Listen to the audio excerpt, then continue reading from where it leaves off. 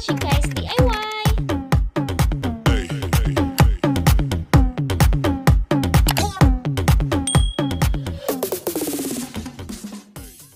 So, una guys, mag-sign in tayo sa YouTube mobile app. Then, i-sign in natin yung ating account. At, i-click natin yung ating channel icon sa taas. Yan. Para mapunta tayo sa ating homepage YouTube channel. So, ito na yung ating homepage YouTube channel. Then, click natin yung videos sa taas. Ayan, yun. Yan. Ngayon, gagawa tayo ng playlist. So, punta tayo sa pinakaunang videos. Isa-sample natin. Click natin yung 3 dots sa gilid. Ayan. Then, click Save to Playlist. So, ayan. Click mo yung Save to Playlist. Lalabas yung Add New Playlist. Yung may plus sign, tapos New Playlist. Yan. So, lalagyan mo siya ng title. Kung anong title na gusto mong ilagay, basta about lang sa video na ilalagay mo sa playlist. YouTube tutorial yung ating video, dapat yung title is related din talaga sa video. So, ayan, YouTube tutorial tips. Click done. Then, sa privacy naman guys, is meron siyang public, unlisted, and private. So, kailangan naka-public lang siya para makita siya ng viewers. Then, click create para ma-save yung ating playlist title. So, ayan. So, next naman guys is punta tayo sa second video.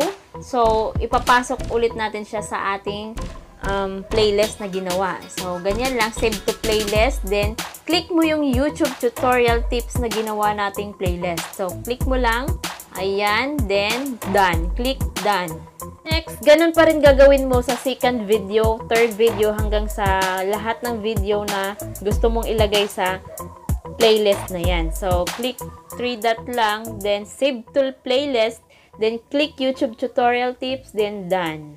Ganun lang ka-easy guys, maggawa ng playlist sa ating YouTube channel. So, ayan, nakikita na natin na pumasok na yung ating mga video na pinasok sa playlist na YouTube tutorial tips. So, click natin yan.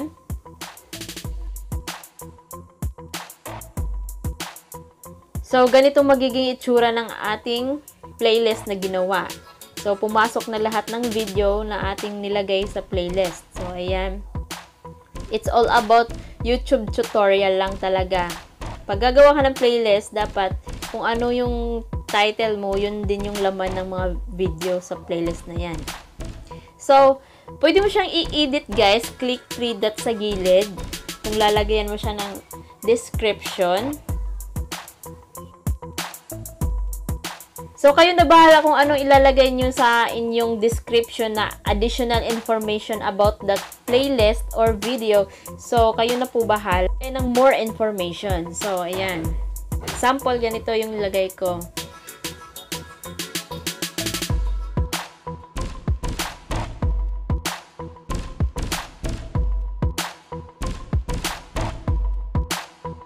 Guys, click natin done.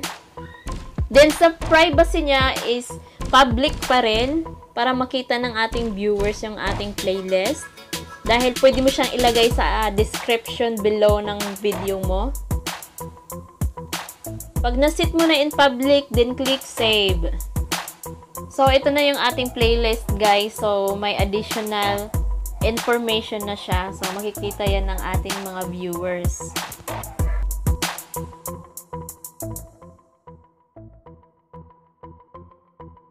Naman i-delete yung mga ginawa mong playlist, so click 3 dot, then click delete, then click OK. Then i-refresh natin siya guys para mawala na yung dinelete nating playlist. So ayan lang, ganyan lang kasimple guys maggawa ng playlist sa ating YouTube channel. So kung gusto mong organize kung random yung mga video mo sa iyong YouTube channel. So, pwede mo siyang i-organize, ibukod-bukod mo siya. Gawan mo lang siya ng playlist para ma-organize mo siya. Kung meron pa kayong mga katanungan guys, i-comment below mo lang. Then, don't forget to like, subscribe, and hit the bell button para ma-update ka sa ating mga panibagong video na i-upload at tutorial. So, hanggang dito na lang. Salamat! Yeah, yeah.